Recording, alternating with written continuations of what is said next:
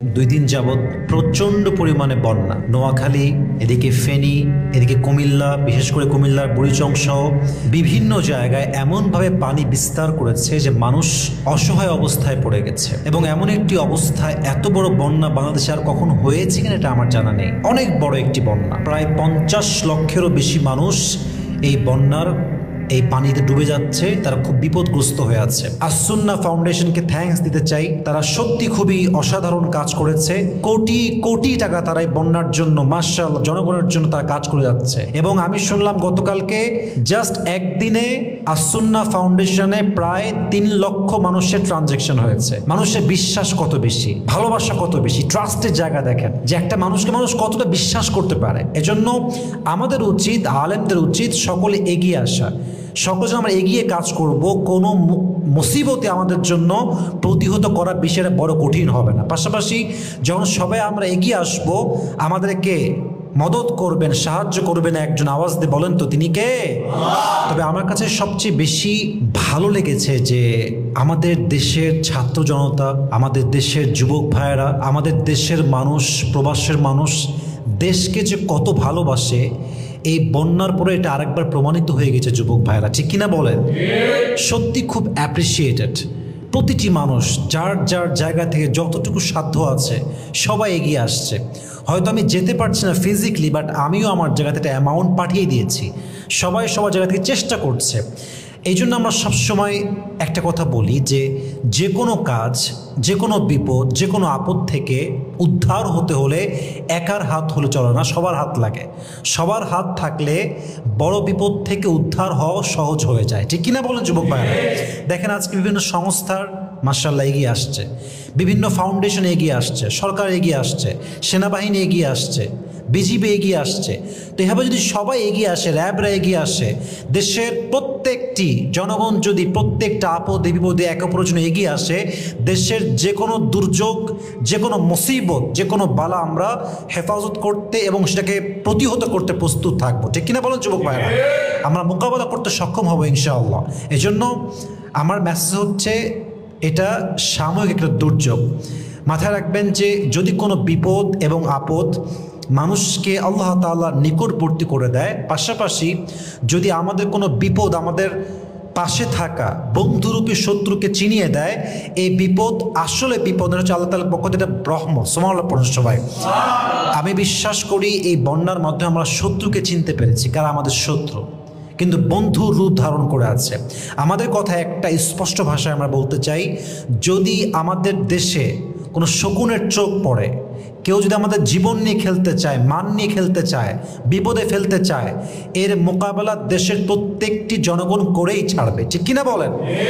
আমার মেসেজ হচ্ছে, এটা সাময়িক একটা দুর্যোগ।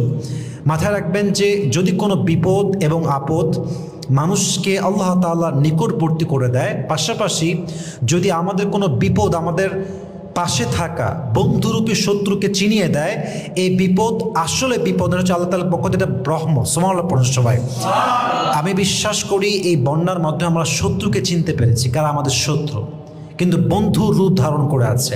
আমাদের কথা একটা স্পষ্ট ভাষায় আমরা বলতে চাই, যদি আমাদের দেশে কোনো শকুনের চোখ পড়ে, কেউ যদি আমাদের জীবন নিয়ে খেলতে চায়, মান নিয়ে খেলতে চায়, বিপদে ফেলতে চায়, এর মোকাবেলা দেশের প্রত্যেকটি জনগণ করেই ছাড়বে, ঠিক কিনা বলেন? পাশাপাশি স্পেশালি আমি আস-সুন্নাহ ফাউন্ডেশনকে থ্যাঙ্কস দিতে চাই, তারা সত্যি খুবই অসাধারণ কাজ করেছে। কোটি কোটি টাকা তারা এই বন্যার জন্য মাশাআল্লাহ জনগণের জন্য তারা কাজ করে যাচ্ছে। এবং আমি শুনলাম গতকালকে জাস্ট একদিনে আস-সুন্নাহ ফাউন্ডেশনে প্রায় 3 লক্ষ মানুষের ট্রানজ্যাকশন হয়েছে। মানুষের বিশ্বাস কত বেশি, ভালোবাসা কত বেশি, ট্রাস্টের জায়গা দেখেন যে একটা মানুষকে মানুষ কতটা বিশ্বাস করতে পারে। এজন্য আমাদের উচিত, আলেমদের উচিত সকলে এগিয়ে আসা, সকলে আমরা এগিয়ে কাজ করব। কোনো মুসিবতে আমাদের জন্য প্রতিহত করার বিষয়টা বড় কঠিন হবে না। পাশাপাশি যখন সবাই আমরা এগিয়ে আসব, আমাদেরকে মদত করবেন, সাহায্য করবেন, একজন আওয়াজ দিয়ে বলেন তো তিনি কে? পাশাপাশি যারা ফেনীতে আছেন সবাইকে আমি আবদার করব, অনুরোধ করব, রিকোয়েস্ট করব, সকলে আপনাদের নিকটবর্তী যেই মাদ্রাসা আছে, মসজিদ আছে, বড় বিল্ডিং বাসা আছে, অবশ্যই উঁচু জায়গা অবস্থান নেবেন। এবং সবচেয়ে বড় আফসোস লাগছে, এত অসহায় অবস্থা চলছে দেশের ভিতরে, ফেনী সহ কুমিল্লা সহ এই রোডগুলো ডুবে গেছে, শহর তলিয়ে গেছে। এর মাঝেও কিছু সুযোগ সন্ধানী মানুষ, এতটা নিকৃষ্ট মানুষ হতে পারে, এরা ডাকাতি করছে সুযোগ বুঝে। বিভিন্ন বাসায় মনে করেন যারা বন্যার জন্য পানির জন্য বাসায় নেই, তারা উঁচু অবস্থানে ঠাঁই নিয়ে, যেমন মন্দিরে ঠাঁই নিয়েছে, মাদ্রাসায় ঠাঁই নিয়েছে, মসজিদে ঠাঁই নিয়েছে, বাসাগুলো ফাঁকা পড়ে আছে। এর সুযোগে দুর্বৃত্তরা ডাকাতি করছে, বাসায় গিয়ে সব লুটপাট করছে। এর চাইতে জঘন্য কাজ আর কি হতে পারে? আস্তাগফিরুল্লাহ, মাআদাল্লাহ, নাউযুবিল্লাহি মিন যালিক। এই জন্য সবাইকে বলবো, সাবধান থাকবেন, জীবন নিরাপদ রাখবেন। আল্লাহ আমাদের সবাইকে এই মুসিবত থেকে, এই বালার থেকে হেফাজত করুক। সকলে আমরা মন খুলে পড়ছি আমিন।